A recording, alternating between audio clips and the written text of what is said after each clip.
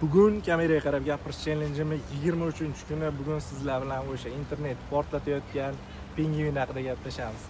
Xo'p, Werner Herzogning bitta hujjatli filmida kutilmagan bitta pingvin o'zini koloniyasini tark etadi va u ovqat izlab ketmaydi yoki xavfdan qochib ketmaydi. U shunchaki buriladi va yolg'iz holda tog'lar tomon qarab yo'l oladi. Eng qizig'i uni qaytarib olib kelishsa ham, u yana o'sha tog'lar taraf ketaveradi. Shunda Herzogning bitta oddiy lekin og'ir savoli, lekin nega? Internet esa bunga o'zining javobini topdi va bu pingvinni nihilist pingvin memiga aylantirib yuborishdi. Nihilizm bu hayot ma'nosini yo'q deb hisoblash, qoidalar inkor qilish, ya'ni ateistga yaqinroq so'z. Shu sabab odamlar pingvinni tushkunlik ramziga aylantirib yuborishdi, lekin men xulosam boshqa. Chunki bu shunchaki pingvin.